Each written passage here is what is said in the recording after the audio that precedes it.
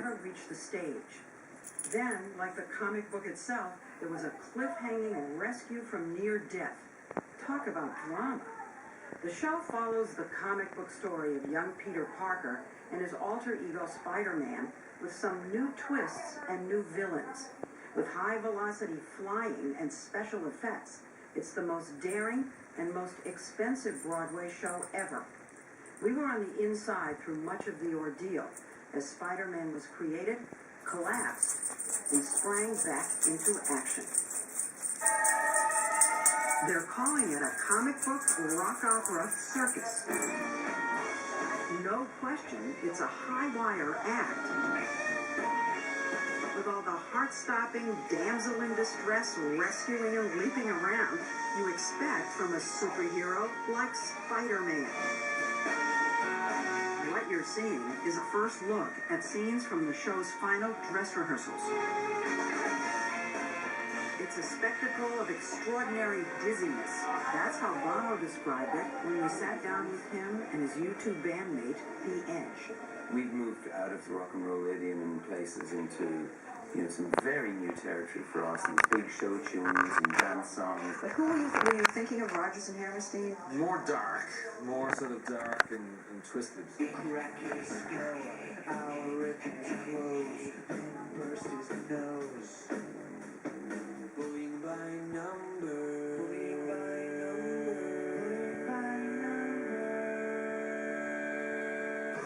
The three of them, Bono, Edge, and Broadway veteran Julie Taymor, took us to the theater to see the set.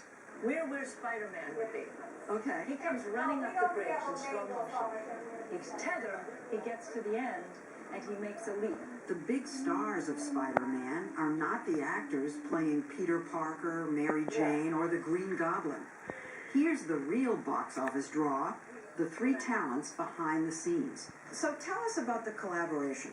It was like being like a student in a master class of musical theatre and opera, and it was just, I went Julie along. helped as well. Really, she played a small role, but it was significant. Actually, her role was all-encompassing. Julie Taymor was the creative force in every nook and cranny of the show. You said something along these lines. I really love to go into something when I don't know whether I'll be able to pull it off. Yeah. And I love it when people say, what a horrible, lousy idea. I think that's great. I hate the comfort zone, let's put it that way. I don't think anything that's really creative can be done without danger and risk. The danger and risk with Spider-Man the musical is that to stay afloat, to keep running, it has to be as big a hit as Broadway has ever seen. Julie knew she had to create a theater experience that would be just as thrilling, if not more so, than the Spider-Man movies. The razzle-dazzle she came up with runs about $1 million a week in operating costs. So basically, this is our first pass. You think that you can throw We started following the making of Spider-Man over a year and a half ago when they let us sit in on one of those early master classes where actors performed the songs so the three of them could tweak the music. think again. Bono and the Edge had already written most of the music back home in Dublin. Here, they're critiquing a song for a new villain they created, a Spider-Woman. It needs another color, another musical quality. Just it's short. I feel like you could expand on this. Or just make it better. We could do something be like a sort of like something climbing up throughout the entire section. There you go. We got to stay and watch the way Bono and Edge meticulously reshape their songs. I think it needs to be a little more playful and sort of a little more internal, I think is the word. Bono got up to work with the orchestrator on coordinating the horns and strings with the rock band. And then the ultimate show and tell. I gotta sleep in my clothes. Bono showing how to do it right. Every day is like a war and I'm losing it. I'm taking hits from every side that there song is a duet for Peter Parker, the geek who turns into a superhero, and Mary Jane, the girl of his dreams.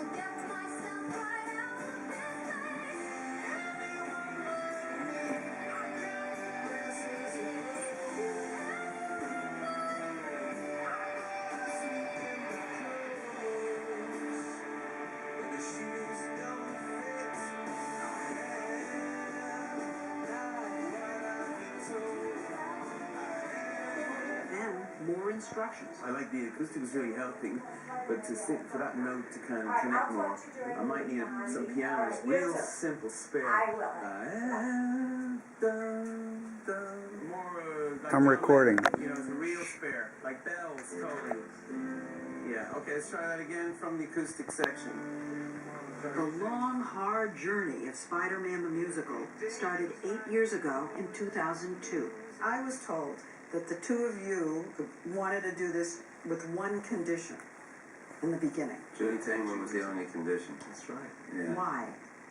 Julie Taymor was definitely a magician. And I think that's what you call a person who, even though they've put the rabbit in the hat, is really surprised when it comes out. That's her. Bono had worked with Julie when she cast him in her Beatles movie Across the Universe.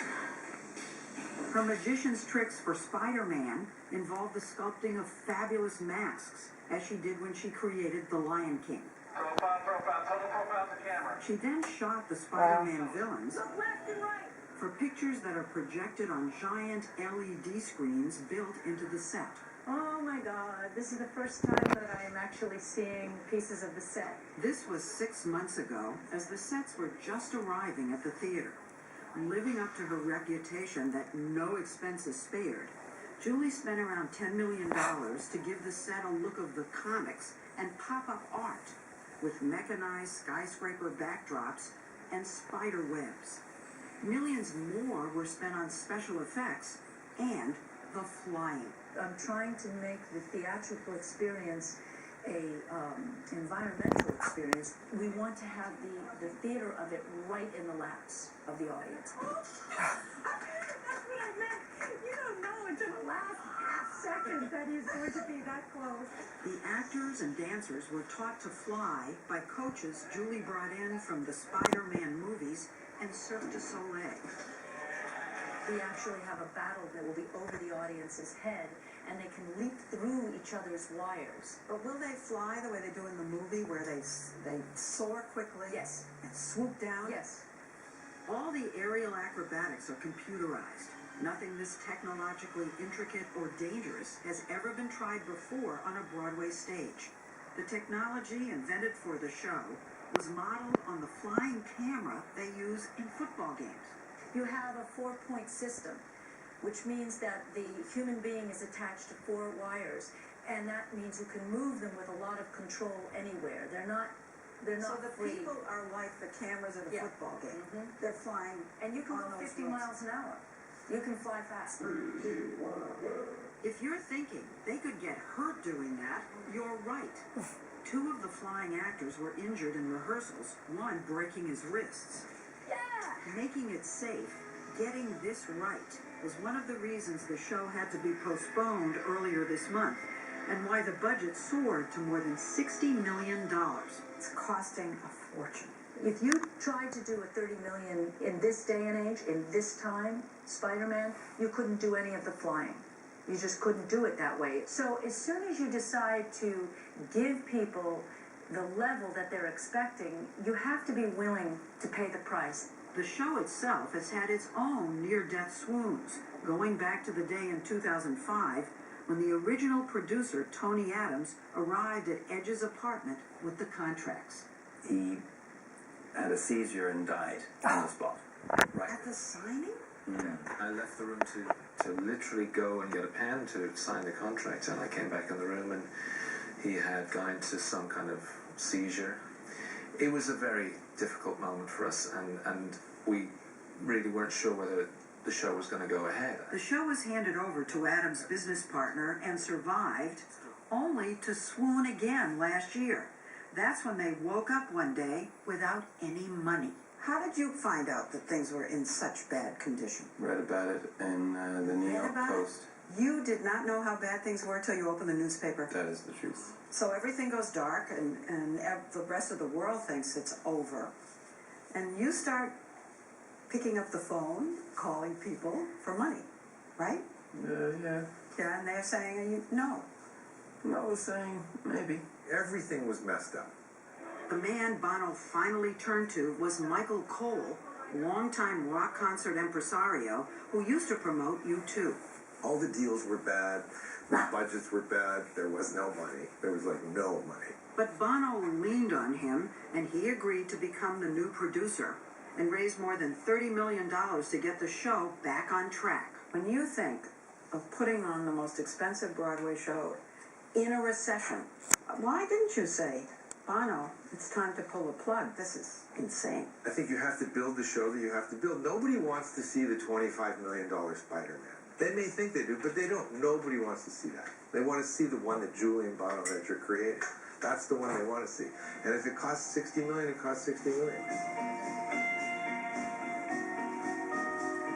The cast and dancers worked around the clock for months to master the complex choreography and synchronize the music with the moving scenery and, of course, the 24 flying sequences. Julie Taymor says that even as the curtain goes up for previews, they'll still be working out the kinks. Well, let me ask you, how scared are you? Oh yeah, I'm scared. If you don't have fear, then you're not taking a chance. But what I do have is a team. If your collaborators are there, which is what answers the fear question, and they all are as impassioned as you are and believe in it, your fear is mitigated. On the burning rubber and a subway sky, we love It has been one of the funnest, more joyful rides of our artistic life, for sure.